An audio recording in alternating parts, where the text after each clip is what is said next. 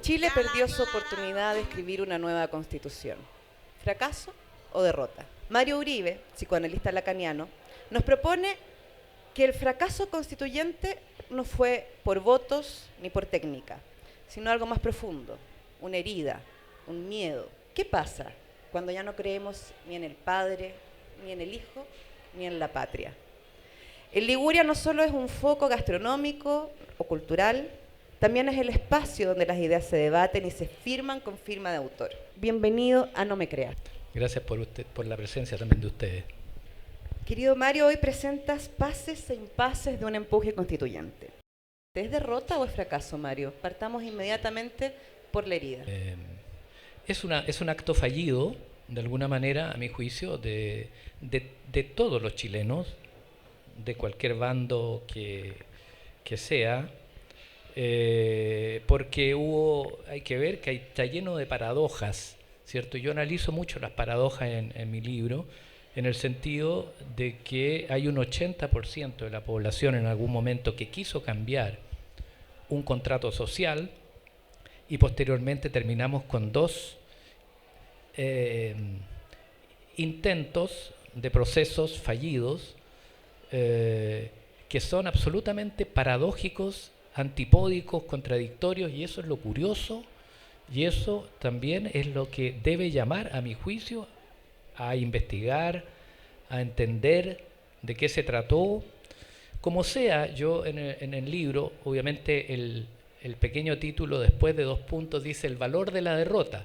Yo le doy a la connotación de derrota un valor positivo en la perspectiva del saber. Tú mencionas esta constitución que se quiso cambiar como si fuera una especie de padre, ¿no? Un padre simbólico.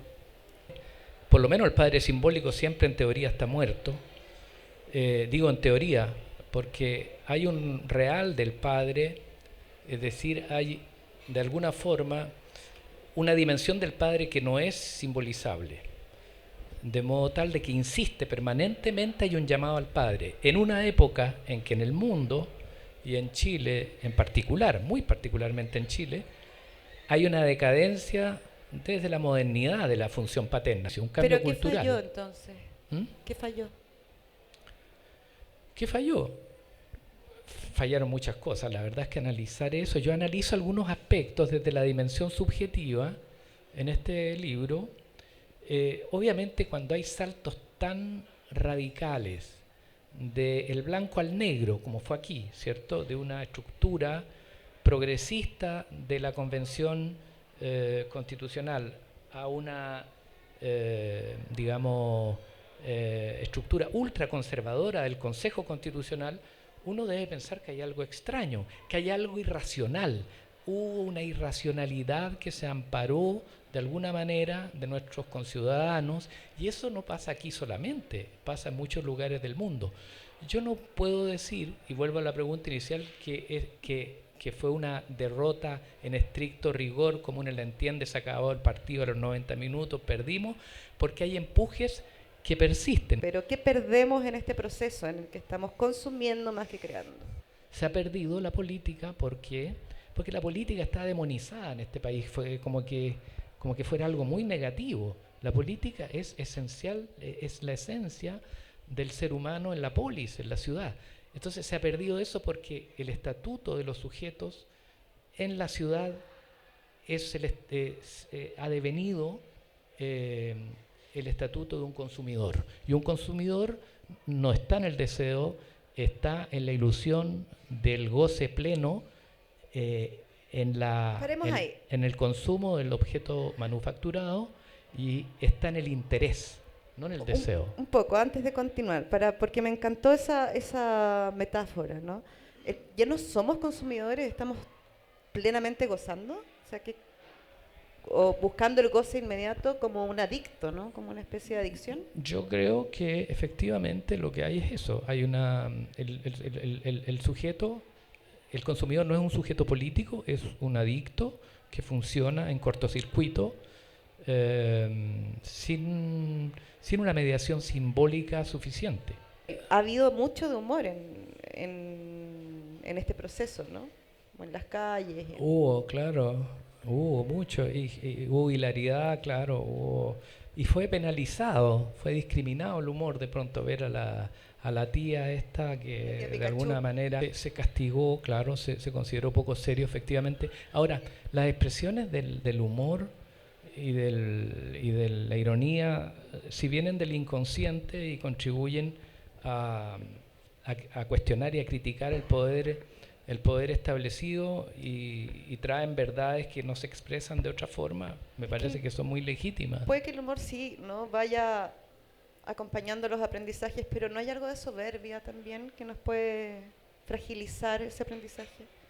¿No pecamos de soberbia en este caso? Yo creo que sí. Bueno, en ese, sobre todo el proceso de convención constitucional, yo no sé si fue soberbia. Yo creo que falta quizás de consideración por la tradición y por las costumbres hegemónicas, digamos, que de alguna manera se sintieron, digamos, se sintieron cuestionadas por esta especie de informalidad de algunos miembros de la convención, porque bueno, no había costumbre en Chile históricamente, ha existido una sola clase dominante. Claro, de ser con sus personajes costumbres principales, no estamos acostumbrados a protagonizar la escena.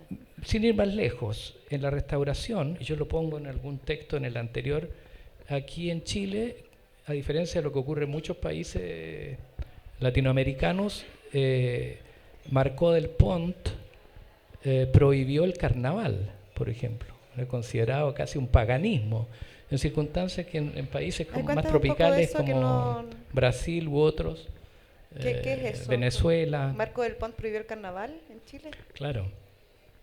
O sea, desde ahí venimos así de sometidos al pacatismo, ¿no? ¿Se podría decir? Hay algo de eso, hay algo, bueno, es que es bueno, la pregunta toca la cuestión de las identidades, de la identidad nacional. ¿Qué es lo que es el ser chileno, a mi juicio? Que es una tremenda pregunta, ¿ah? Que nosotros nos jactamos de ser o de haber sido los ingleses de América del Sur, después fuimos los jaguares de Latinoamérica, fuimos los habitantes del oasis, ¿ah? El Chile un país ganador, y todas esas construcciones imaginarias son defensas históricas de Chile que esconden un trauma. Son Porque defensas. ahí está interesante, ¿cuál es el trauma fundacional? Porque Chile es un país imaginado, como todos los países. Pero como todos los países, ¿qué trauma claro. esconde este país? O sea, una función paterna extremadamente deficiente, en los albores de la República, don Bernardo O'Higgins, un guacho ilustrado. ¿Qué es un guacho? Un guacho es un niño despreciado, un niño traumatizado, es un niño que no tiene padre, ¿ya? Por otro lado, tenemos al indio araucano mestizo, absolutamente humillado y absolutamente fuera del círculo de reconocimiento de su cultura. Entonces, se funda un país con un déficit paterno de tal magnitud que lo que genera ese vacío es un botín. O sea, de algún modo, Mario Uribe, psicoanalista lacaniano, nos ha dicho lo que siempre nos dice nuestro terapeuta. Nos vemos la próxima sesión. Muchas gracias, Mario. Esto es No Me Creas, soy Amanda Durán y no tengo que tener la razón. Ya la clara, ya la clara.